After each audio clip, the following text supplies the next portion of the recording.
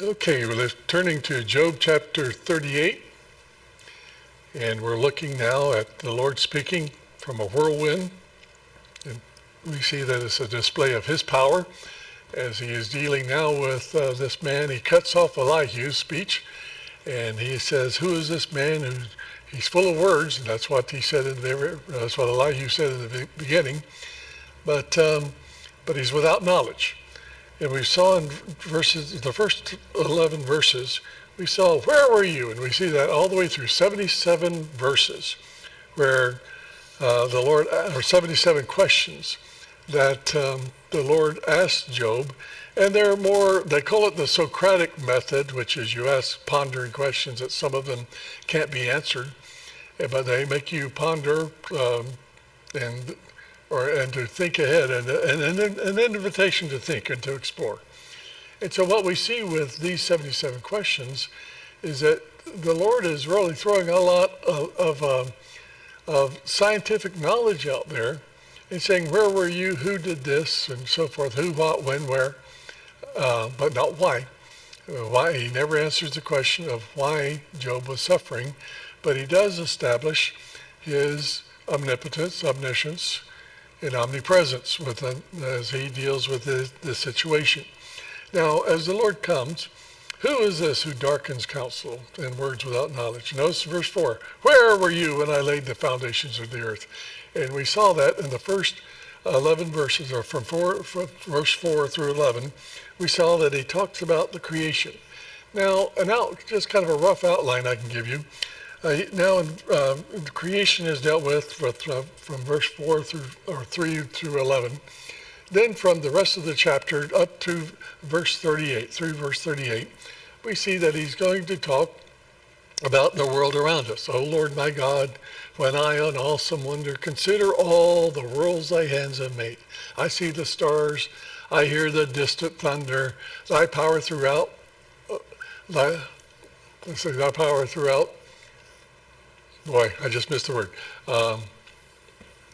that you have made." So we see that the worlds thou have made. So we see that Job now is invited to ponder these things.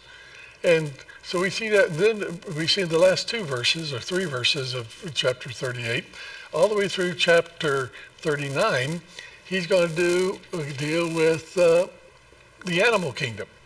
And maybe the Mutual of Omaha. That would be a good way of looking at this. You remember Mutual of Omaha, the wild kingdom that they had? Yeah, Mr. Perkins. And what was his first name? Marlin Perkins, yes. And it showed all the different animals. And it was kind of interesting because it would get you feeling sorry for the lion because he couldn't find the food, and he starved to death and he didn't get it. And then the next show, it would show the antelope out there, and you'd feel sorry for it. But then, wait a minute, one's got to eat the other, and provide. And so you go back and forth and you see just how cruel the animal kingdom is. And yet, it wasn't like that before sin. And you think about that, and we know that there's coming a day when the lion is going to lay down by the lamb again.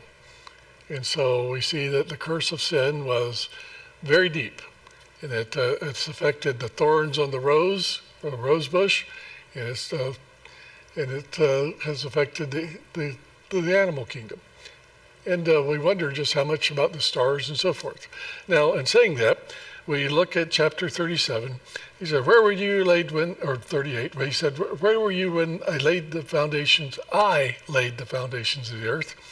Tell me, who determined its measurements?" And so again, he is really throwing out as far as creation, and we see that's the basic. It all begins with creation. Who made this? And it is he that has made us, and not we ourselves. And we tried to establish the fact in our last session that creation is the foundation of all Scripture. It begins with Genesis 1. In the beginning, God created. And we see all the way through Scripture, and we see in Job, which is probably the first book that was written in the Bible, and it deals with creation more than any other book in the Bible. And the Lord is just going to throw a lot of questions out about his creation here. 77 of them, as we've said. Um, we see the Gospel of John begins with, in the beginning was the Word, and the Word was with God, and the Word was God. All things were created by him, and without him was not anything made that was made. In other words, it came anything. In fact, he created matter out of nothing. And so we see that the plan of salvation so richly given in the book of John, for God so loved the world that he gave his only begotten Son, that whosoever believeth in him should not perish but have everlasting life. But that Messiah was also the creator. All things were made by him, and without him was not anything made that was made. And so we see that when we tried to establish that this past week, where were you when I fastened the foundation? Verse 6. Verse 7, the morning stars sang together. And so we looked at the angels and being the stars. And they were created between day 1 and day 4. And so we see that there was a time of perfection. Because the stars, the light was created the first day. And the morning stars, created beings, had to be created sometime between there. And then, of course, the stars, the sun, moon, and stars were created on the 4th day. Light, and this is one of the key elements. How can we have, how can that light that took 1,000 or millions of light years to get here from that far out other galaxy, how can you say that the world's only a few thousand years old? Well, because the Lord created light before he attached it to light fixtures. The first day was the day he created light. And we see that he didn't create the sun, moon, and stars to the 4th day. So everything in the Bible as far as creation has an answer. So we are to seek it. And if we start off with that God created things, and created everything, then we could really have more of a basis for scientific knowledge than going out there and like they did with going to Mars, the British, and the whole idea of our space travel is, how did the world evolve? Well, did it evolve? Or how did God create it? If you start off with creation, then how did he do it? Not when did he do it? Or when did it happen? And so we get into all the philosophies and everything else there. But he says, to what were the foundations created? Where were they? And of course, earlier they had said, the Lord suspends the earth on nothing. They had already said that earlier. So they knew that the world was not on Atlas's shoulders or the elephant's shoulders or the turtle's shoulders or whatever. They knew back then that the world was not flat. They saw the circular. And so all these things were things that they knew back shortly or just a few hundred years after the flood. Now, in saying that, we see then in verse 8, he says, who shut up the sea door? So again, we see that God set the boundaries of the sea. We are not worried, or I'm not worried, about global warming causing Philadelphia to flood. It might be a good, well, I won't get into that, but I'm not worried about Chicago going underwater because God set the boundaries. Now, we do know there's fluctuations. There's Venice and other places where because of the topography or whatever, the water has risen and they're worried about, certain things.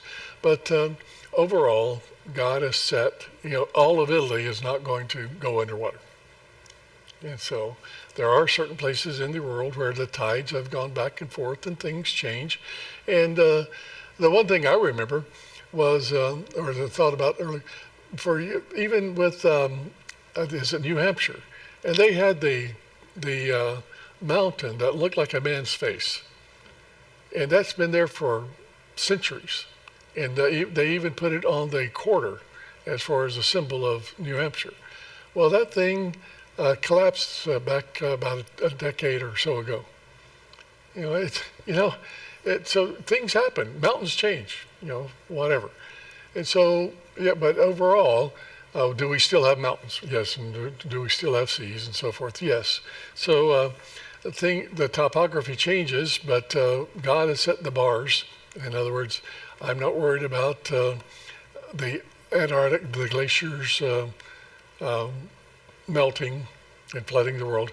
It's interesting. You'll hear, and they'll show you pictures of them collapsing, Antarctica collapsing, and then the next month you'll hear that, oh, but did you see that there's ice forming on the other side of Antarctica? And all, so, it's one of those things where, who do you believe? The polar bears are not going away, and all these different things.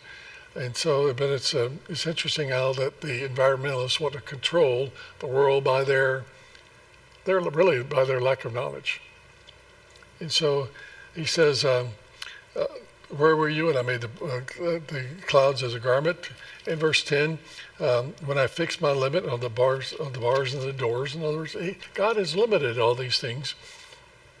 And when I said, this far you may come, but no farther. So God, he's personifying the seas and everything. Okay, I've set the boundaries, and you're not going to go any farther. Now, of course, if he can say that to inanimate objects, can he not say that to to man? And so God is establishing through creation his mastery of the universe. Now, in verses 12 through 38, he's going to deal with the terrestrial or the extraterrestrial, the environment, the terra firma, as well as the terrestrial, the sun, moon, and stars. And he's going to say, he really invites you to study these things. At verse 9, excuse me. I'm sorry, verse 12. He says, have you commanded the morning since your days began, and caused the dawn to know its place, that it might hold the earth, that it might take hold of the ends of the earth? Basically, he's saying, do you control the sun, or do you control the morning? Can you dictate when the sun's going to come up?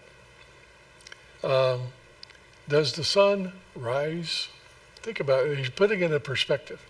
Does the sun rise? That's the way we think of it, because that's our perspective. But does the earth spin and the earth, which one is rising? Is the sun really rising, or is the earth spinning around and it makes it look like it's rising to us? So basically, he's throwing a perspective out there. Have you commanded? Tell me, do you have any control? It's bigger than you are. Yeah, it looks like the sun is rising, but is it really rising? But because you already know that I've hung the earth in space. So how can the sun rise? And it's kind of a helpless situation where he says, these are things out of your control, Job. It's kind of interesting. Ernest Hemingway was a very negative writer. His books always seem to me to end sadly. And the one book that he wrote about the Spanish Civil War and other things was The Sun Also Rises. And it's a book that, it's almost like these are things we can't control. Like the sun's going to come up the next day, but I'm not sure I want it to. I remember A Farewell to Arms the same way. I mean, he walks out into the rain, and that's the end of the book. And just desolation. And of course, the poor guy lived a very flamboyant life, but he died of suicide. And there's a lot of those writers that they try to look at why is the world the way it is, without looking at the creator of the world. And that's our only hope, folks. There's somebody out there in control. It may seem like we're totally out of control. And Job, are you in control even of your days? Are you? Can you stop the sun from rising? No, it's going to rise. And so he says, that it may take hold of the ends of the earth. In other words, that it's going to dominate, the earth, and it will. Um, uh, and the wicked are shaken out of it. In other words, what happens whenever the sun comes up? That's when the crime goes down. The idea of, this is kind of an interesting way that he puts it. It takes the form of clay under a seal and stands out like a garment. When the sun comes up, it hardens things. When you're looking out there, you can't really tell what's going in the mist and everything until the sun comes up, and then it's like clay. It hardens. You can see what it's about. And that's a very difficult passage there, and I really had to study to look, what in the world is he talking about, clay and so forth. But he's, again, personifying all this. The light gives definition. It helps you. And we find out with pixels and all that kind of stuff. I mean, the more light and so forth you have coming, the more definition you have, the more things are set in stone, as he would say here. And so the sun really, and the light, gives life and it gives definition. And it's, of course, the wicked, they run from it. Why? Because men love darkness rather than light, because their deeds are evil. And evil all through the Bible is talked at as darkness. And the Lord, of course, is talked at as or talked of as light. He's the light, and in him was life, and in him was light, and that light was the life of men. John 1 again. And so he begins with that. So just kind of like these verses, the first, were you around? First to verse 15. What about the sun? But then in verse 16, he says, have you entered the springs of the sea? Now, what happens here is there's so many, and I started really wanting to get into this, but I started saying there's so much science here and so many things that you have to look at that it would take us years to go through each one of these because, again, they're imponderable. Some have been discovered. For instance, I was reading the other day about the San Andreas Trench, anyway, 7 miles down. It's the deepest place. There's springs down there. There's freshwater springs down there springing up water. Have you, and of course, that's only been discovered recently because we haven't been able to go down 7 miles.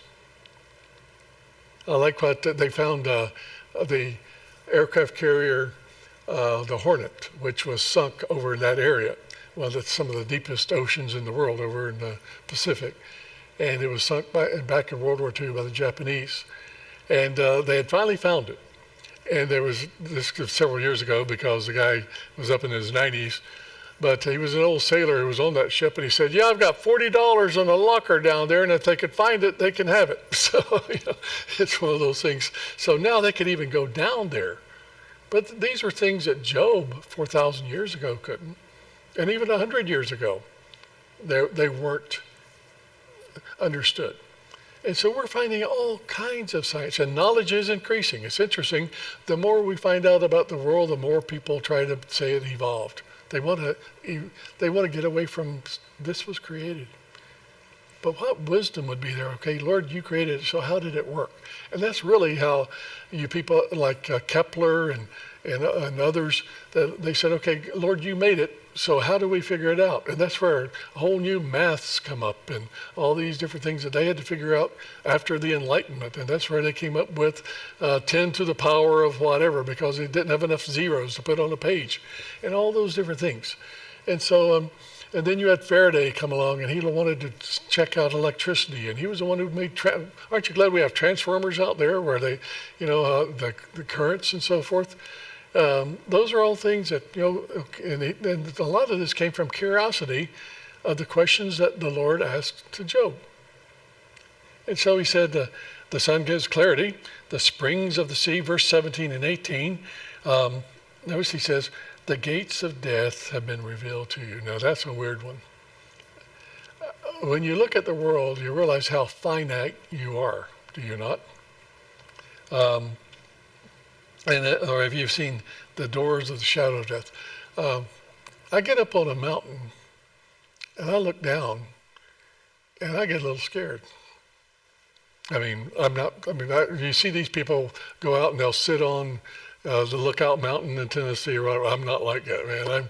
I'm too afraid that I'm too top heavy. I might fall right over. Um, and they've got a great mountain there at Stone Mountain in Georgia. That was one of the most fascinating mountains I've ever gone up. But you go up on the trolley, and it goes up one way, but you can't go up the mountain because it's rounded. But I've gone around the other side and walked up all the way up to the top. And it's very easy walk up to the top. But you get up to the top of that mountain, but they got a fence now that they had to put out because you keep wanting to walk over to see if you can see over the side. And you get to the point, and I talked to a man, he said, I'm so glad, when I was a young man, he was up in his 70s, he said, I got on there and I actually had to lay down on my stomach and crawl. And I'm fortunate to be here because people would just slide off that mountain. You know, well, there's a lot of things out there. You think about a storm. We had a storm yesterday. And all of a sudden you start with the gates of death. I mean, how close are you because of nature that you're close to death? You know, there again, yeah, the sun rises, but do you have any control over it? And so again, things like this drive people like Hemingway and others crazy, you know, to a point of suicide. What's the use? Unless there's someone who made us for a purpose. And so he says, the springs of the sea, the breadth of the earth, verse 17, 18. Have you comprehended the birth? I mean, it's so huge. And yet, when you look at the universe, it's so small. And so we see the microcosm and the macrocosm that he's going to bring here. He talks about, have you figured out any of this stuff that's around you? And he's going to go from there. Notice to verse 8 and 19.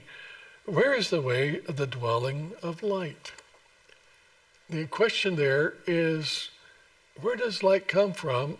And a way, are there paths of light? What do we call them? Paths of light. Light rays, do we not? There is a path of life, of light. And so we know that there are light waves. And then when I was in school, the teachers would say, you know, you shine a flashlight out there, and unless it hits an object, that light's going to go on forever. Okay, I don't understand that. But see how deep you can get into this? And then you put a prism, and you get all those different colors of light and all those different things. And you look up the paths of light. I remember that good old Florida sun coming up in the morning, and it would shine through the window. And you can see light. And why could you see it? Because the dust was in the air, and you could see and all those things. Have you pondered that? Where does it come from? And how does it happen? And so, yeah, there are light rays, as we know. He says, and the darkness, he says, have you pondered the dwelling of the way of the dwelling of light and darkness where it's in its place? What's out there if there's no light? There again, what is space? What is outer space? It's dark. It's eerie. It's, unless there's something out there you can look at, it's totally dark. You know, what does that mean? You can go down in some of those caves and so forth. And of course, they'll get you down there, and it's a darkness that can be felt, like it was in Egypt, you know, I mean, totally out of it. And he's saying, have you pondered that? And why do people go to caves? Just so they can experience it, you know, weird stuff. And so again, he's asking these questions, and I can't even explain it the way I want to because it's too deep for me. And when there's 77 of them, there's no way that we can go through each one of them. But he says, and by the way, if you have any questions, or if you have an insight that you can help me, I'm all, you know, please tell me, ask me a question, get me thinking on these things. But it's deep, isn't it? There's no way that one person can understand it all. So Job, where were you when I did this? And Job is just sitting back there. I'm sure by this time he's going, boy, I'm in a fix, you know. In verse 20, he says, And again, talking about the light, that you may take it to its territory, that you may know the paths of its home. Where did it originate? And its territory, and all these things. Do you know it? Because you were born then? Question, when did light come? The first day, right? Was Job born then? No, so that's one of those questions that begs for an answer. And Job has to think, I wasn't born then, but that was before my time. Or because the number of your days is great. I mean, Job, you've lived a long time now. Haven't you figured this all out? It's, again, these questions that he's just heaping on Job. And again, for our benefit. These were things that Job knows about today. He's not worried about it. But it's still something that God wrote down for him, because this was not just for Job, but this is a spiritual warfare that's been going on since the beginning of time with Satan. And also, like I said, these are questions that says, okay, they're out there, and so what is God doing? He's picking our imagination. Okay, why does God say this? And so you go, and okay, what is he saying here? Okay, what about the paths of light? Well, you got some guy out there, that's what he's going to think. What is he talking about? So, you're going to have those people. Who was the guy who had to figure out what gravity was? That if you throw different objects of different sizes, they still come down the same, and all those different things. Who's that guy? Anyway, there's all kinds of, just different, Audubon, or John James Audubon with birds and everything, which we'll get into later. It all begins with, where did they come from? How do they function?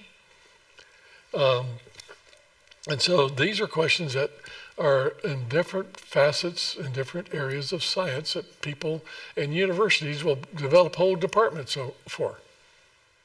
And this is just over the physical universe. He says, have you entered the treasury of snow? Now that's an interesting one. Our children used to listen to a little children's story called The Treasury of Snow. And the treasury of hail. Now, and that's one of those fascinating things again. The one thing I do know is that from what I understand from scientists or from teachers that I've had, there's no two snowflakes that are exactly alike. Is that true? Is there any two cells of your body that are exactly alike? You think about it. You are an individual. There's nobody in the world, even if you have a twin, that's exactly like you. Your DNA is different than how many people we have? 7 billion, almost 7 billion people in the world. You are unique. And even a snowflake. I mean, we're getting microcosm, aren't we not? The world that goes into cosmos, the order of things. Micro is small, macro is big. And he says, and the one thing that have you ever seen a snowflake under a telescope? Beautiful.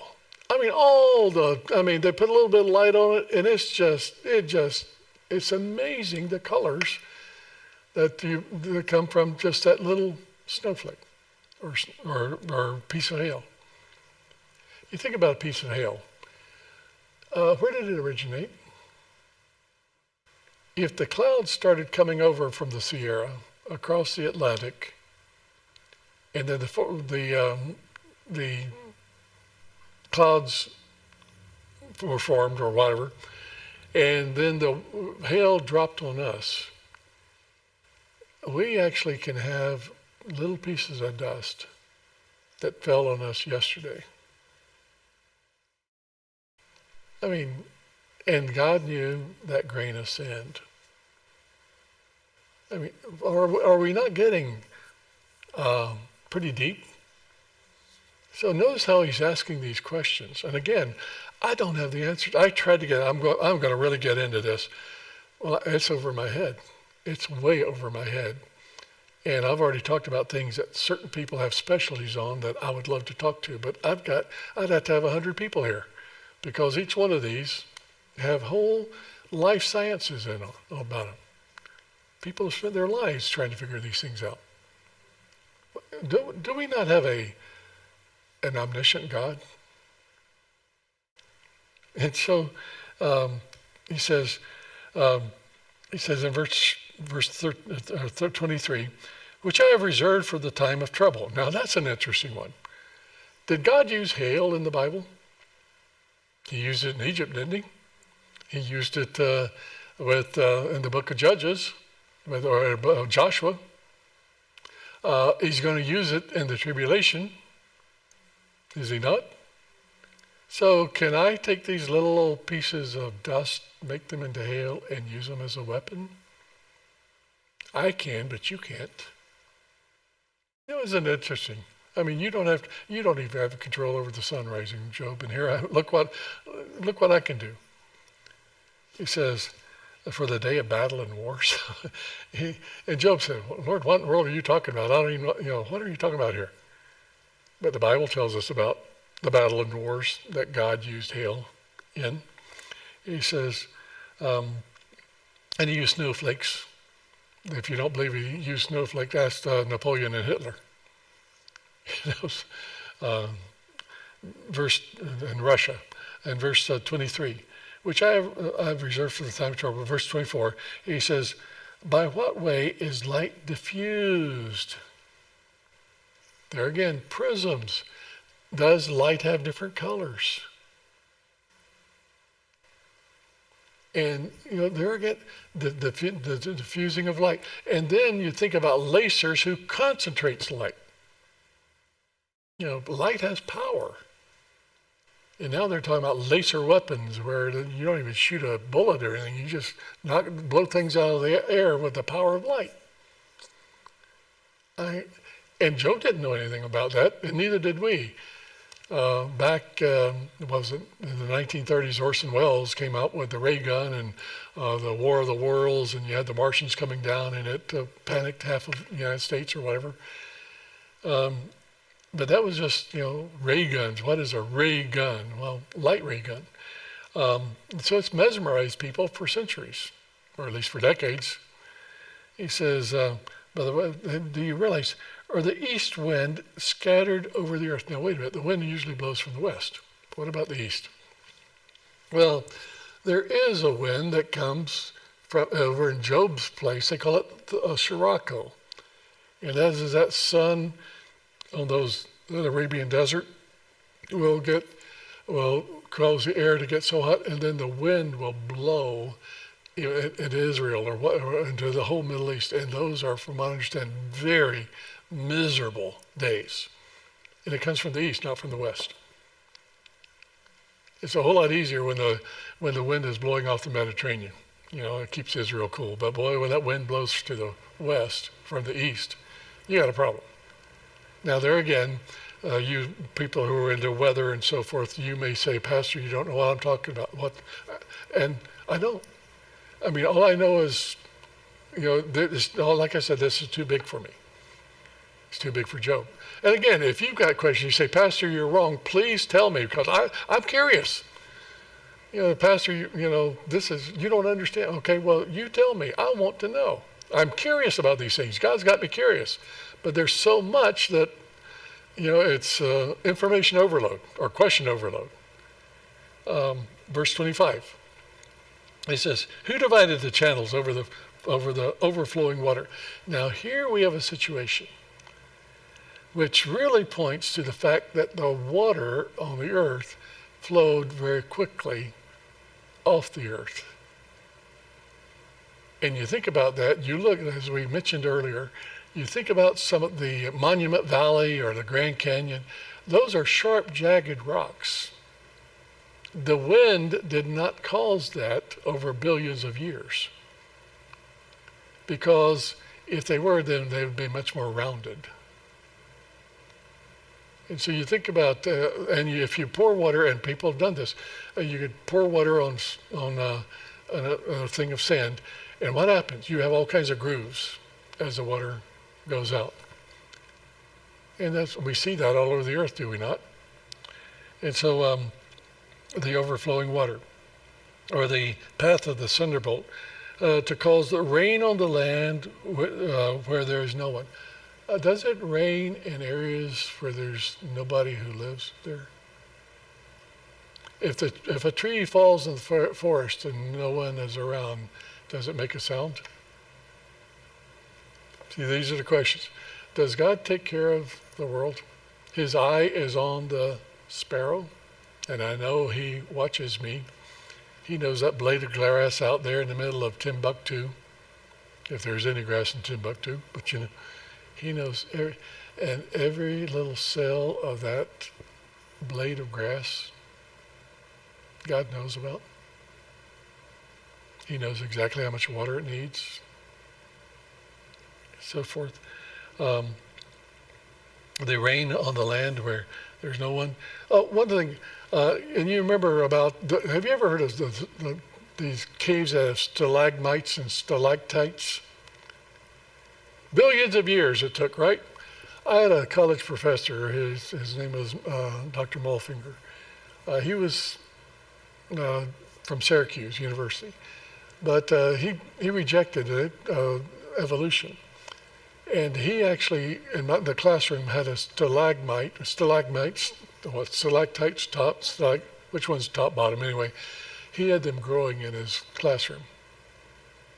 I mean, he would just, in the cage, he had, the minerals and so forth.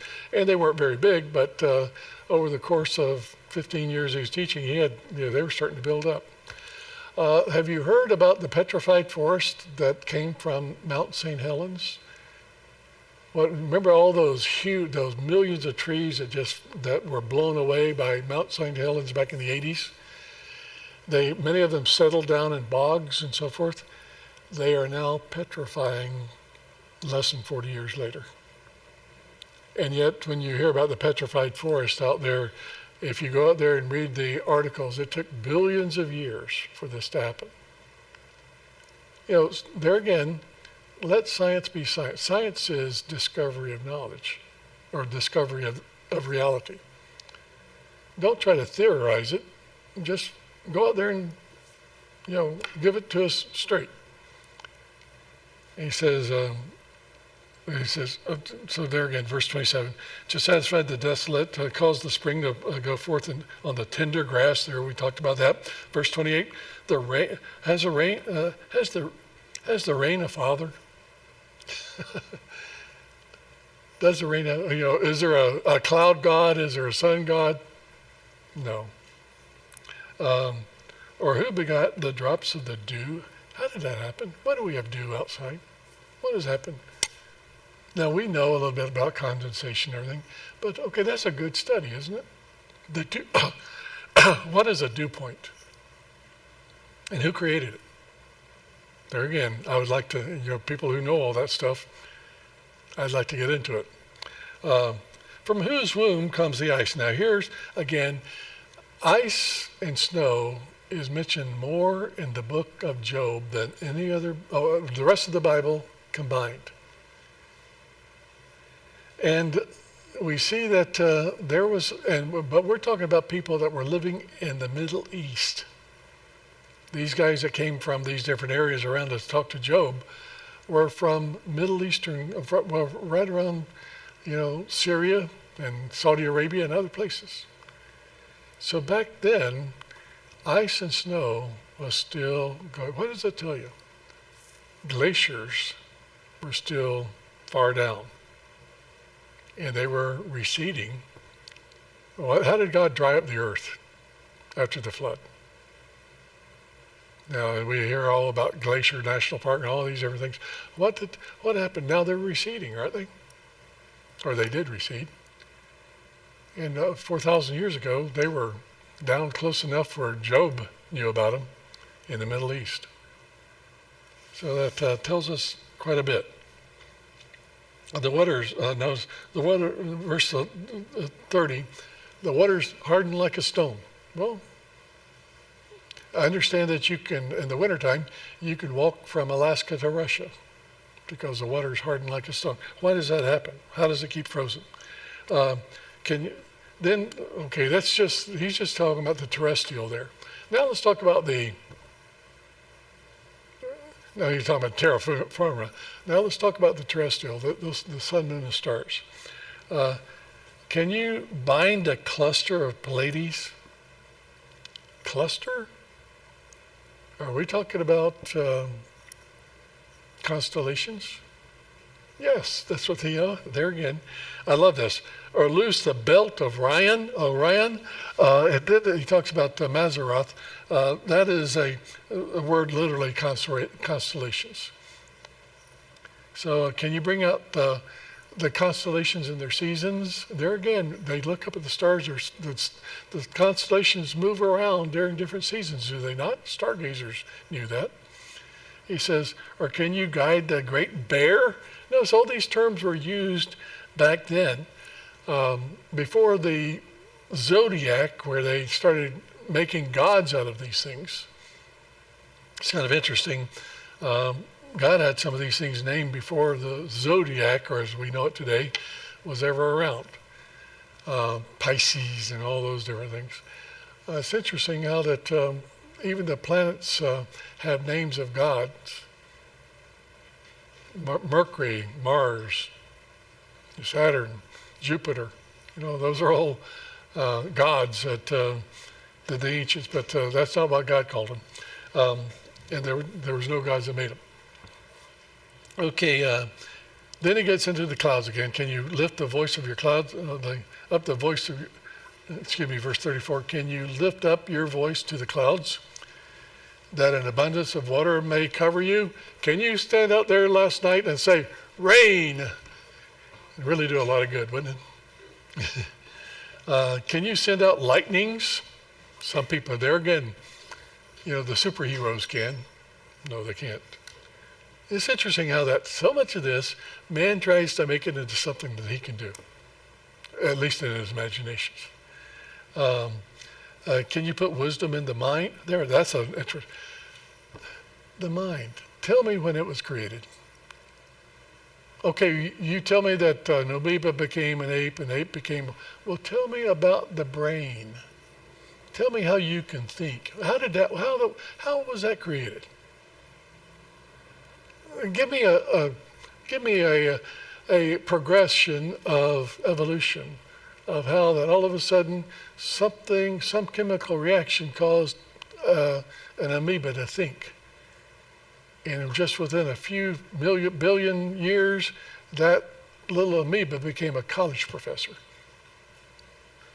Tell me, if you can. I mean, you say, well, it happened because that's what evolution says. Okay, that's philosophy. You're telling me what you're conjecturing. Well, show me a little process. And then let's test that process. And that's what they will not do. They believe it, but don't question us. If you question it, like Mulfinger did, he got kicked out of the university. If you even question their hypotheses, you're in trouble. So the best thing to do with evolution is just start asking questions about how did the eagle eye, you see those, remember the birds or whatever. You can come up with your own questions. Tell me how it developed. So we go on. Okay, so he goes on from there. And then in verse 39, he's going to change over to, he's going to start talking about the animal kingdom. And that's where we'll get into to that. Okay, well, let's pray. Father, thank you for your word.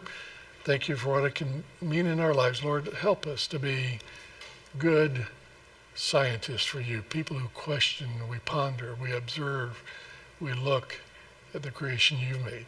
Bless us, Lord. May we realize that as you have made us, not we ourselves. For we pray in Jesus' name, amen.